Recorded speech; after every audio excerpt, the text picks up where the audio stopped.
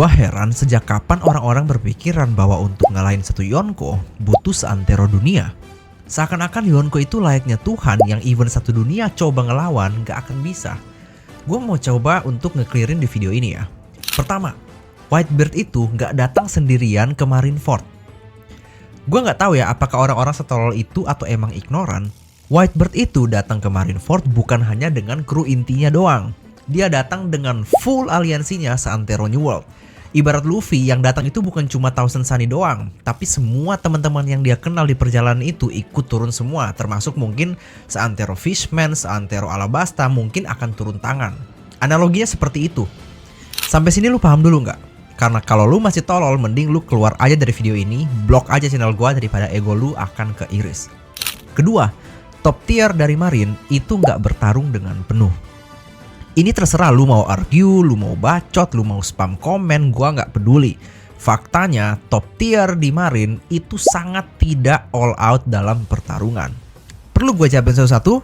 Oke. Dari segi Shichibukai, siapa? Mihawk.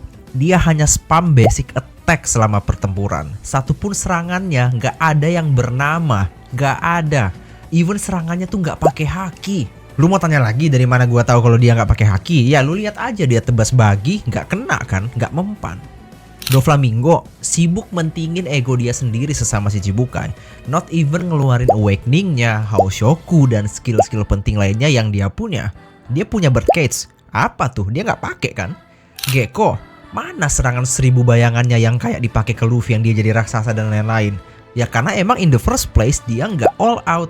Siapa lagi? Boa, ya elah apalagi. Kerjaannya cuma mikirin Luffy doang kan. Sekarang gue tanya dari segi Marine, Garp ngapain coba? Nonton doang, sedih dia. Sama kayak Mihawk, spam basic attack doang. Malahan lebih sedikit Garp nge-spamnya. Itu pun kalau dihitung-hitung cuma hitungan jari serangannya Garp selama pertempuran. Sengoku, sepanjang pertarungan dia cuma make skill 1. Selevel Fleet Admiral nih, orang dengan kasta tertinggi di Marine, dia cuma pakai skill 1 doang. Cuma 1 skill doang yang dia pakai, nggak ada skill lain. Admiral lain, lu cek satu-satu deh. Kizaru, 0 damage di entire war. Nggak kena damage apapun dia. Kuzan, ya dia kena damage sih pas ke distract, tapi giliran lawannya kena distract, dia bisa nge-one shot sampai tangan musuhnya tuh putus. Akainu apalagi? Udah diporak-porandain nih pakai serangan Whitebeard yang bisa ngancurin pulau. Beberapa next chapternya kemudian dia bisa backup lagi, nge-solo semua commander Whitebeard, Jinbe dan lain-lain. Ivankov juga dihantam semua, pokoknya OP lah di sana. Intinya daripada gua kebanyakan bacot, pihak Marine ini nggak ada yang bertarung sekuat tenaga. Ya gua paham ini demi kepentingan plot, durasi dan cerita. Ya nggak mungkin kan semua orang di sana akan ngeluarin kekuatannya 100%. Tapi please kalian tolong pinter-pinter dikit lah. Gue kasih contoh anime lain deh. Misalkan kalau ceritanya kayak di Naruto, misalkan Madara versus 5Kage, di mana 5Kage-nya itu udah ngeluarin almost semua strongest attack mereka. Kayak misalkan contoh even Tsunade udah ngeluarin Byakugo di situ, tapi tetap kalah dihantam rata oleh Madara. Ya bolehlah kalian buat narasi kayak 5Kage aja udah full power nggak bisa ngalahin Madara karena Madara se-OP itu.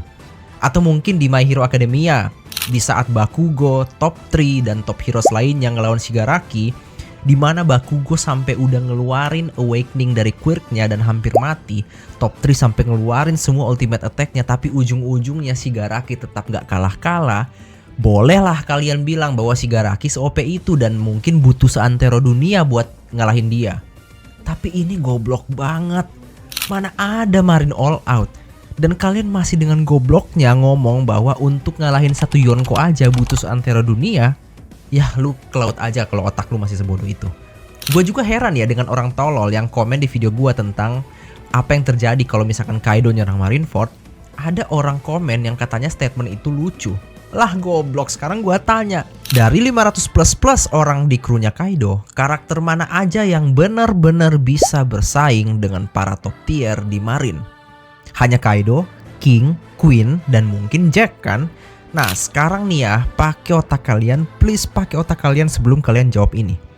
Mereka berempat mau ngapain kalau misalkan ketemu Garp, Sengoku, full Shichibukai, dan 3 admiral yang full all out ngeluarin semua tenaga mereka?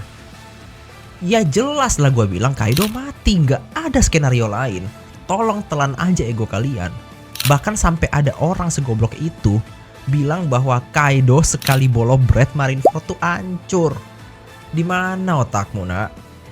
Aliansi Kaido juga kalau kalian hitung-hitung itu nggak sebanyak Shirohige yang bisa nyerang Marineford seantero dunia gitu. King Queen Jack hakinya tuh lemah, tidak punya awakening. Gimana cara mereka mau bersaing dengan para top tier di Marine? Terus dengan dengerin fakta ini, ego lu keiris, tapi lu masih tetap mau sevong tititnya Kaido bilang bahwa dia bisa solo 3 Admiral plus Sengoku plus Garp yang lagi all out. Aduh, mending lu out aja deh. Gua nggak butuh juga lu nontonin video gua. Intinya, again, stop pakai kata-kata ngalahin Yonko butuh seantero dunia ketika kalian berdebat tentang power level seorang Yonko. Basi dan kelihatan tololnya. Mending kalau mau debat, join Discord, kita ngobrol-ngobrol biar lu tambah pintar.